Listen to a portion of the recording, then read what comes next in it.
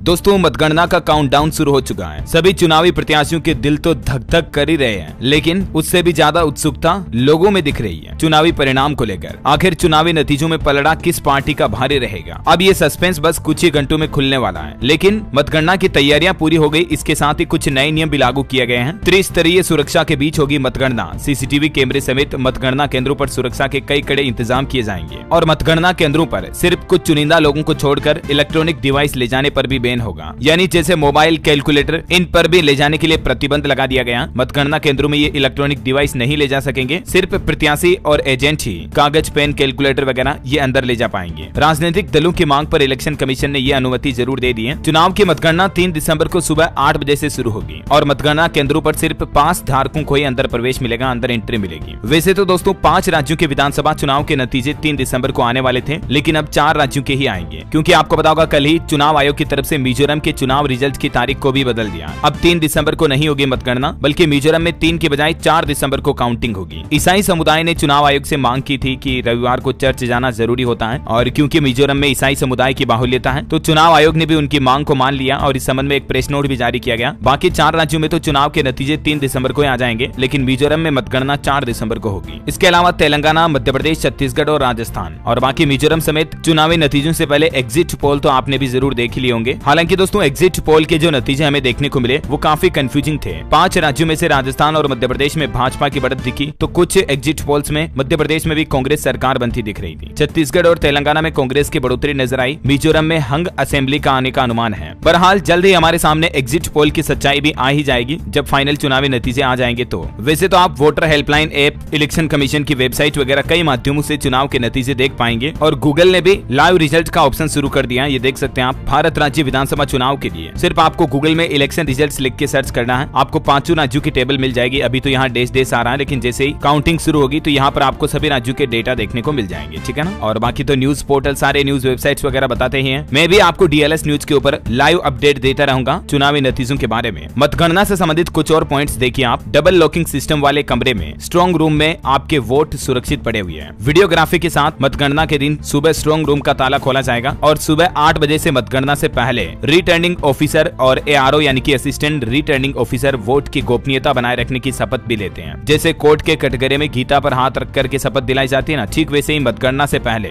Officers को भी शपथ दिलाई जाती है गोपनीयता को लेकर। वैसे काउंटिंग 8 बजे शुरू होगी, लेकिन 6 बजे ही काउंटिंग के लिए एजेंट वगैरह तैयार हो जाते हैं। 5 बजे ही मतगणना केंद्र पर पहुंच जाते हैं उम्मीदवार भी। टोटल 3 चरण की प्रक्रिया होती है, जिसकी डिटेल्स आप थोड़ा सा वीडियो को पॉज करके देख लीजिएगा। एक आपके मन में सवाल आ रहा होगा कि अगर मतगणना में शाम तक देरी होगी फिर ईवीएम का क्या होगा। तो इस सवाल का भी जवाब देते हुए चुनाव आयोग ने कहा कि ईवीएम जो होती है ना, इलेक्ट्रॉनिक वोटिंग मशीन, तो उसके भी अपने आप में एक मेमोरी होती है जिसमें आपका वोट 10 सालों तक सुरक्षित रहता है। इसलिए अगर मतगणना में देरी भी हो जाती है तो भी कोई दिक्कत नहीं है, और अगर लाइट वगैरह भी चली जाती है तो भी कोई दिक्कत नहीं है। हालांकि चुनाव आयोग की तरफ से सभी मतगणना केंद्रों पर अपने अपने एरिया और क्षेत्रीय प्रशासन के अधिकारियों को निर्देश दिए हैं कि 1 मिनट भी बिजली गुम न हो पाए। इसके अलावा भी जनरेटर वगैरह की व्यवस्थाएं भी की जाएगी। प्रधानमंत्री नरेंद्र मोदी आपको पता होगा अभी यूएई के दौरे पर गए थे, और इस दौरान इटली की प्रधानमंत्री मेलोनी के साथ पीएम मोदी की एक ली हुई सेल्फी सोशल मीडिया पर काफी ट्रेंड बन रही है। #मेलोडी के नाम से पीएम मोदी ने भी सेल्फी को रीशेयर करते हुए कहा, meeting friends is always a delight. और इस सेल्फी के बाद इटली की प्रधानमंत्री और नरेंद्र मोदी की तस्वीरें भी सोशल मीडिया पर काफी वायरल हो रही है, अलग अलग मोमेंट की। बहरहाल ये बातें मैं आपको इसलिए बता रहा हूँ क्योंकि देर रात दुबई से भारत लौट चुके हैं पीएम मोदी। यूएई में वो जलवायु परिवर्तन के COP28 के सम्मेलन में शामिल होने के लिए गए थे, तो अभी मतगणना से पहले वो भारत लौट चुके हैं, और लौटने के साथ ही उन्होंने शनिवार को उत्तराखंड के मुख्यमंत्री पुष्कर सिंह धामी से भी मुलाकात की। इस दौरान सीएम धामी ने उन्हें वहां उत्तराखंड में निवेशक सम्मेलन के उद्घाटन के लिए भी निमंत्रण दिया। और जब वो यूएई में थे ना पीएम मोदी, वहां इजरायली राष्ट्रपति से भी मिले। वो इजराइल हमास जंग संघर्ष पर भी बातचीत हुई। इसके अलावा भी दुनिया भर के कई नेताओं से पीएम मोदी ने मुलाकात की। ब्रिटिश पीएम ऋषि सुनक से भी मिले। कुछ और तस्वीरें आप देख सकते हैं। पीएम मोदी ने दुनिया भर के नेताओं को संबोधित करते हुए कहा कि अपनी तरह प्रकृति के हेल्थ कार्ड के बारे में भी सोचें। COP28 समिट में पीएम बोले, पृथ्वी के हेल्थ कार्ड में भी पॉजिटिव पॉइंट्स जोड़ने चाहिए। जब दुबई में उतरे थे तब पीएम मोदी के स्वागत में भारत माता की जय जयकार के नारों से दुबई एयरपोर्ट गूंज उठा था। और COP28 के बाद COP33 की मेजबानी के लिए भारत में प्रस्ताव रखा पीएम मोदी ने। जैसे G20 की बैठक भारत में हुई थी ना, वैसे ही साल 2028 में भारत में COP का सम्मेलन आयोजित किया जाएगा। और आते वक्त पीएम मोदी ने कतर के शासक से भी मुलाकात की। कई अहम मुद्दों पर चर्चा हुई। COP28 सम्मेलन में पीएम मोदी ने कार्बन उत्सर्जन का मुद्दा मुख्य रूप से उठाया था। तो ये कुछ बातें चीतें और सिलसिला रहा। अभी चुनावी मतगणना के बाद अगले दिन 4 दिसंबर को महाराष्ट्र का दौरा करेंगे पीएम मोदी। वहां शिवाजी की प्रतिमा का अनावरण करेंगे और नौसेना दिवस समारोह में भी शामिल होंगे। बाकी जुड़े रहेगा डीएलएस न्यूज चैनल के साथ, सब्सक्राइब करके बेल आइकन दबा देना चुनावी नतीजों के लाइव अपडेट्स देखते रहने के लिए। उम्मीद है चुनाव मतगणना से पहले ये कुछ नए नियम, बड़े ऐलान के बारे में आपको जरूर पता चला होगा। वैसे आपको क्या लगता है दोस्तों, 5 राज्यों में से अधिकतर राज्य में कौन सी पार्टी अपनी सरकार बना सकती है, बीजेपी या कांग्रेस? आपकी राय और विचार भी कमेंट करके बताइए मुझे। इस वीडियो को लाइक और शेयर करना, और चुनाव नतीजों से पहले आपका क्या अनुमान है कमेंट करके अभी का भी बताओ। ओके, मिलेंगे अगले नेक्स्ट अपडेट में, तब तक के लिए जय हिंद, जय भारत, वंदे मातरम।